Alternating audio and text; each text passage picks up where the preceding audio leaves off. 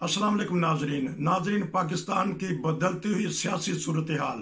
आज की खबर पे बात करेंगे कि फ़ौज ने एक्शन ले लिया इमरान खान के ऊपर, और इस तरह दीगर मामलात पे बात करेंगे। बहुत ही प्यारी शख्सियत है, अभी मेरा राब्ता उनसे हुआ है। एजाज महमूद साहब हैं, वो रिटायर ऑफिसर हैं आर्मी के। उनके पास मैं चलता हूँ और उनके पास बहुत सारी बातें होती हैं। वो कुछ नपे तुले अंदाज में इंशाल्लाह हम आपको तबसरा पेश करेंगे। जी अस्सलाम वालेकुम। वालेकुम सलाम। हाँ क्या जी, हाल आप ठीक? जनाब? हाँ जी, ठीक ठाक हैं आप?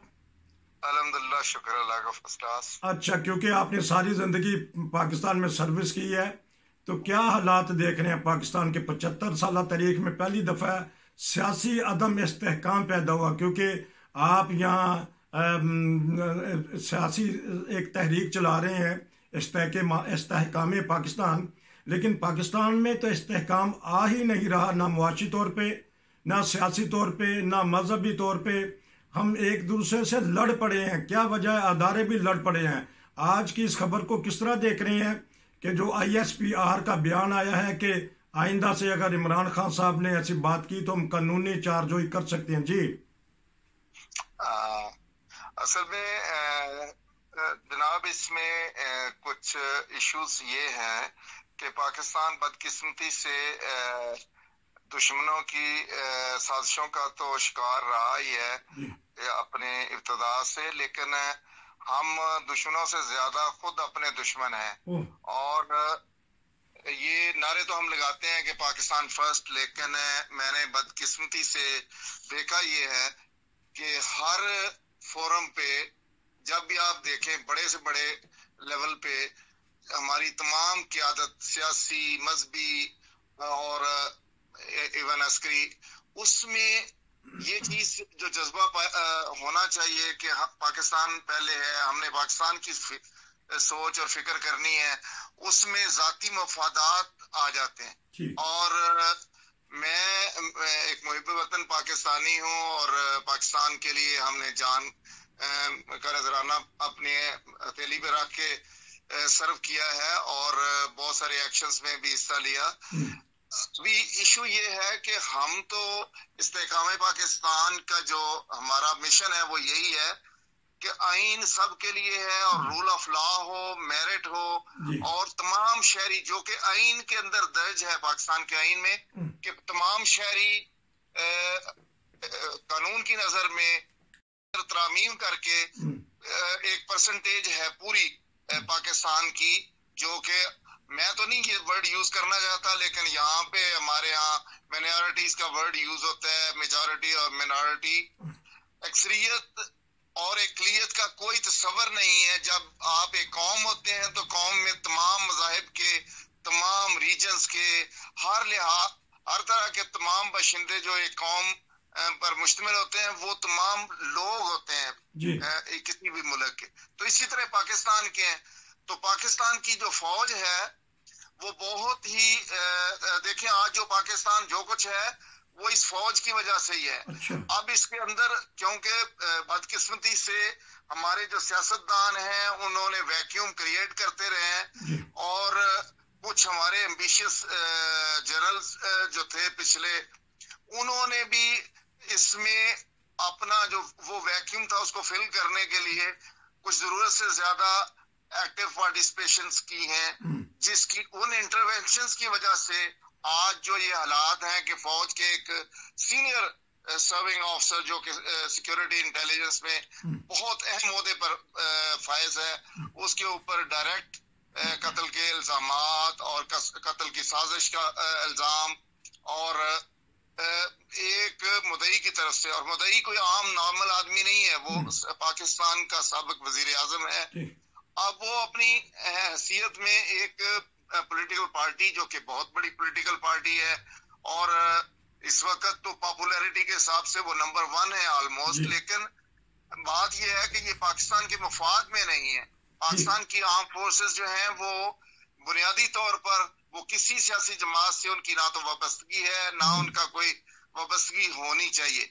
हमारी वाबस्तगी पाकिस्तान से है और पाकिस्तान से ही वाबस्तगी होनी चाहिए। इसमें तमाम जो फरीक हैं उनके लिए ये मैसेज है, और मैं दुआ भी کرتا ہوں کیونکہ ہم دعا کر سکتے ہیں اور اپنے جو بڑے ہیں ان سے یہ درخواست کر سکتے ہیں کہ سینٹی پرویل کرے اور اللہ تعالیٰ ان سب کو ہدایت دے اور یہ سب اپنی اپنی انا کو چھوڑ کے ایک ایک سٹیپ پیچھے ہٹیں اور تھوڑا سا صورتحال کو سنبھالیں، کیونکہ یہ کسی بھی طرح سے ہم نے 1971 میں بھی یہ بہت بڑی سزا اور ایسا وہ ایک فوجی کے لیے تو اس سے بڑا المیہ کوئی نہیں ہوتا کہ اس کو شکست وہ کہتا ہے میں مر جاؤں شہید ہو جاؤں یا غازی ہوں، کیونکہ شکست جو ہے اس کے لیے وہ ایک ایسی لعنت ہوتی ہے جسے وہ کسی بھی صورت میں قبول نہیں کرنا چاہتا. تو یہ ہمارے جو یونیفارم میں لوگ ہیں یہ بہت باوقار شعبہ ہے اور اس کی عزت تکریم تمام لوگوں پہ پولیٹیکل لیڈرز پہ بھی ہے، لیکن پرابلم یہ ہے کہ چونکہ ماضی ہمارا ایسا داغدار رہا ہے کہ اس کی وجہ سے ابھی جو پریزنٹ سچویشن ہے اس کے اندر انفارچونیٹلی یہ ہوا ہے کہ پوری قوم کا جو ایک سیگمنٹ تھا جس میں اب پی ڈی ایم کی سپورٹ والے لوگ تھے وہ پہلے الینیٹ رہے اور وہ فوج کے خلاف اور ادارے کے خلاف اور جرنیلوں کے خلاف بات کرتے تھے. اب وہ رول ریورسل ہو گئی ہے جب سے یہ رجیم چینج ہوئی ہے.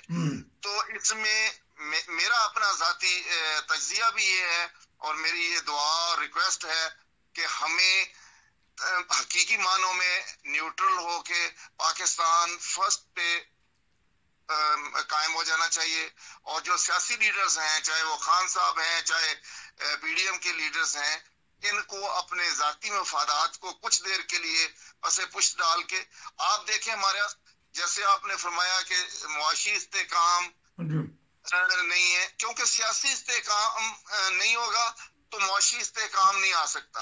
لیکن اس سے بھی پہلے جو ہمارا استحکام پاکستان موومنٹ کا جو آبجیکٹو ہے وہ یہ ہے کہ ہم یہی شروع سے بات کرتے آ رہے ہیں کہ سب کے لیے قانون ایک ہونا چاہیے، طاقتور کے لیے کمزور کے لیے، جن کو ہم مائنورٹی کہتے ہیں یا جو لوگ کم ہیں اکثریت میں 3% پاکستانی ہیں ان کے جو حقوق غصب کیے گئے ہیں وہ آئین کے اندر دی ہوئی گارنٹیز کے اگینسٹ ہے.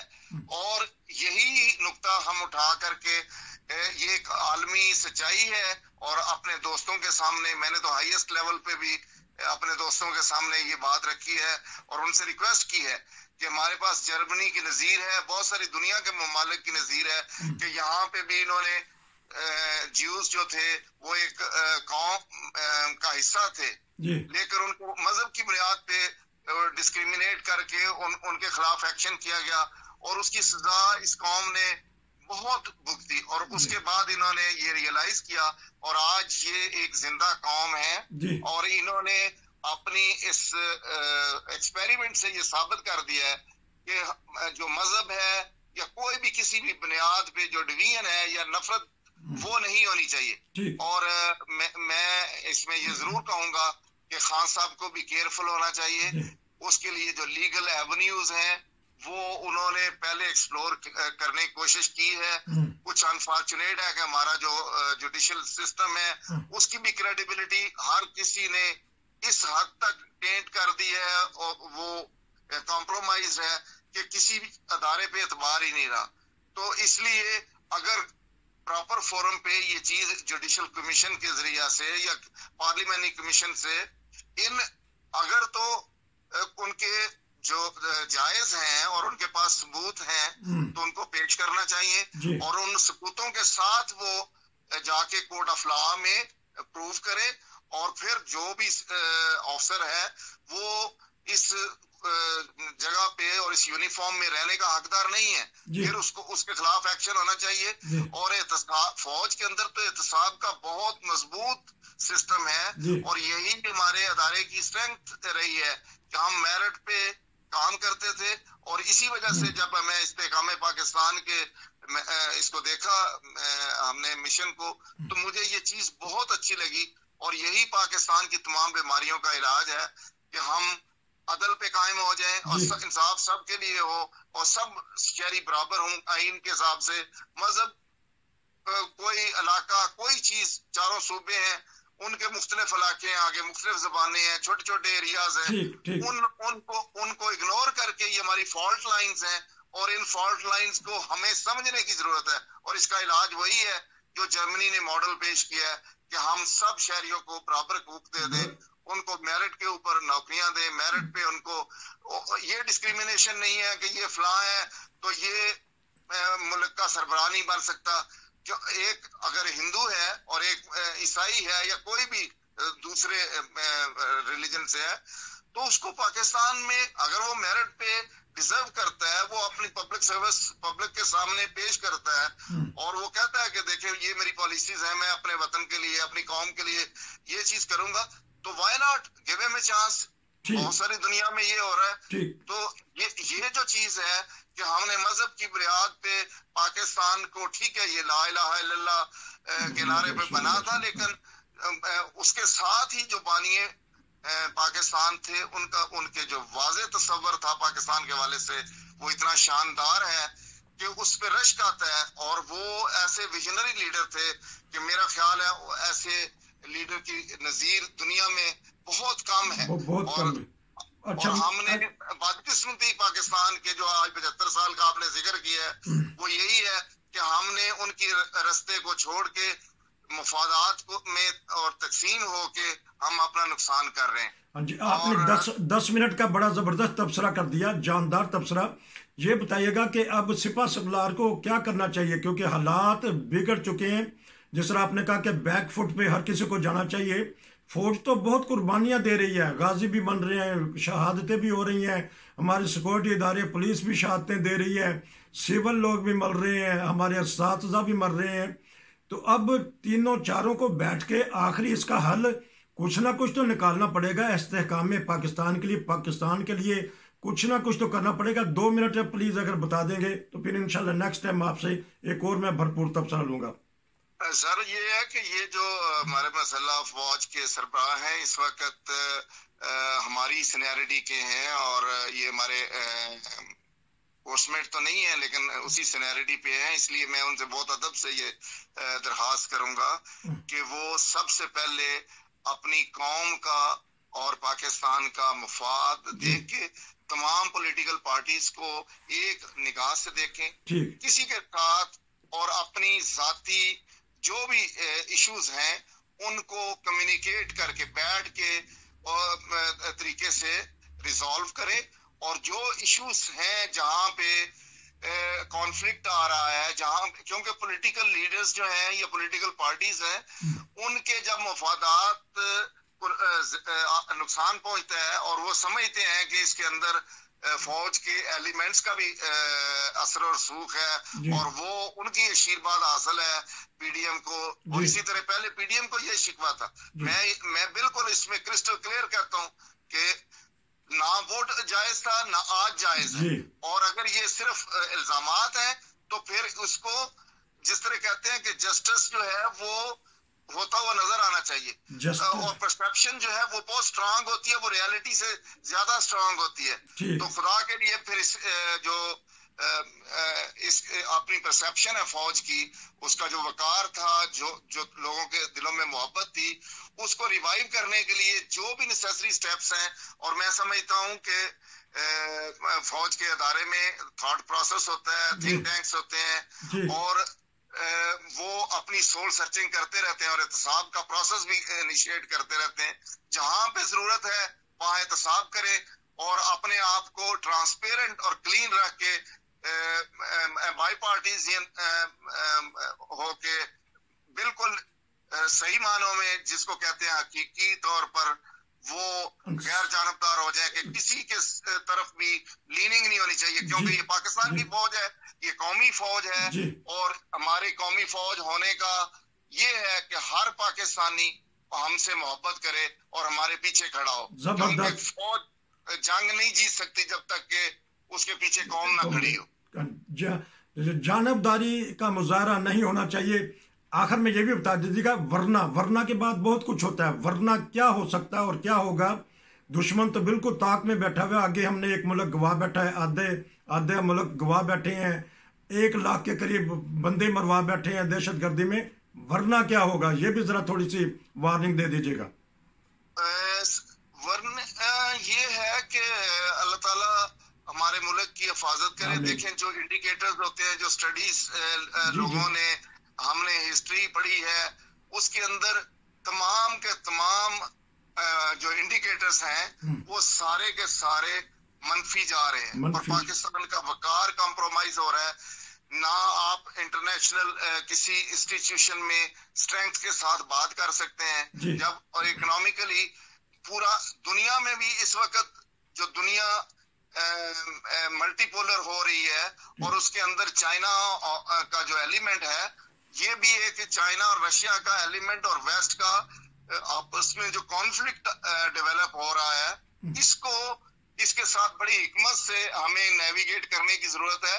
اور جو جیسے آپ نے کہا ہے کہ ورنہ یہی ہے کہ دشمن تو تیار بیٹھا ہے، اگر وہ اس کو ہم موقع فراہم کریں گے تو پاکستان وہ ہر جو بری سوچ سکتے ہیں وہ کرنے کے لیے تیار بیٹھے، اور ہم پھر جس وقت آپس میں تقسیم ہو جائیں، اندرونی طور پر کمزور ہوں، تو آپ بیرونی محاذوں پہ اپنا افیکٹو دفاع نہیں کر سکتے. اور پاکستان کے اندر اللہ کا فضل سے اتنا پوٹینشل ہے، اور مجھے تو افسوس ہوتا ہے کہ ہماری یہاں صورتحال اتنی ڈاؤن چلی گئی ہے. ہم کمیٹی آف نیشنز میں ہمیں بہت آگے فرنٹ پہ دیکھنا ہے، اور اسی لیے یہ استحکام پاکستان کی جو ہم نے موومنٹ چلائی ہے، اس کا بنیادی ایم ہی یہ ہے کہ پاکستان کی آرم فورسز اور پاکستان کے وقار کے لیے ہم ہر ممکن حد تک آگے جائیں، اور عوام کے اندر شعور اور اویئرنیس پیدا کریں، اور تمام بھائیوں کو بتائیں کہ اس بیماری کا سلوشن کیا ہے. اور بیماری کا سلوشن پھر میں آخر میں یہی کہوں گا کہ یہی ہے کہ عدل و انصاف ہو سب کے لیے. زبردست. ناظرین، یہ آزاد محمود صاحب تھے، پہلی دفعہ بولے اور خوب بولے ہیں، کھڑاک کر دیا انہوں نے. چائنا کے وزیر خارجہ ہمیں آ کے سمجھاتے ہیں ہمارے گھر میں گھس کے کہ بندے بن جاؤ، آپس میں اتفاق کرو، دنیا کدھر چلی گئی ہے. کسی وجہ سے تو وہ بولے ہیں. یہی آزاد محمود صاحب کہہ رہے تھے کہ اتفاق کریں. چائنا والے کہتے ہیں اتفاق کریں، امریکہ بار بار کہتا ہے اتفاق کریں، ورنہ آپ کو بتا دیا گیا ہے، ورنہ آپ بھی سمجھدار ہیں کہ ورنہ کیا ہوگا. ہمارے سیاستدان بھی اپنے کان کھولیں، آنکھیں کھولیں، ہمارے حکمران بھی، ہمارے سپہ سالار اور ان کے فوج پاکستان بھی، ہمارے علماء بھی، کہ نہ وہ مذہبی تفریق پیدا کریں. ہمارے عوام کو بھی سوچنا چاہیے کہ وہ اب آوے یا آوے نہیں، بلکہ سوچنا چاہیے کہ ہمیں استحکام پاکستان چاہیے، جس مقصد کے لیے پاکستان بنا تھا. باتیں تو بہت ساری ہو سکتی ہیں، لیکن چینی وزیر خارجہ نے ہمارے گھر میں آ کے، جس طرح میاں بیوی بچے لڑائی کر بیٹھتے ہیں، وہ سمجھانے آئے تھے. سمجھا دیا ہے کہ آپس میں اتفاق کریں، ورنہ گھر ٹوٹ جاتے ہیں، ملک ٹوٹ جاتے ہیں. اللہ کرے ہمارا ملک ہمیشہ زندہ و پائندہ رہے، ہماری پاک فوج زندہ و پائندہ رہے. اگر ہمارے سیاستدان درست ہو جائیں گے تو ملک درست سمت چلا جائے گا. بھائی جان، آپ کا بہت شکریہ. انشاءاللہ میں آپ سے دوبارہ رابطہ کروں گا اور آپ سے ایک بھرپور تبصرہ لوں گا. ناظرین اجازت دیجیے، بڑا زبردست قسم کا تبصرہ ہے. اگر آپ کے پاس بھی کوئی باتیں ہیں. میں صرف یہ درخواست کرنا چاہتا ہوں کہ پاکستان زندہ باد، پاکستان آرم فورسز پائندہ باد، اور انشاءاللہ تعالی یہ سارے مسئلوں کے حل نکل آئیں گے انشاءاللہ. اللہ کرے، دعائیں جاری ہیں، بہت سارے بزرگ دعائیں کر رہے ہیں. اللہ تعالیٰ کرے کہ ہمارے سارے قوم یکجا ہو کے پاکستان کے لیے کام کرے. نصیر کو اجازت دیجیے. السلام علیکم. آپ کا بہت شکریہ بھائی جان.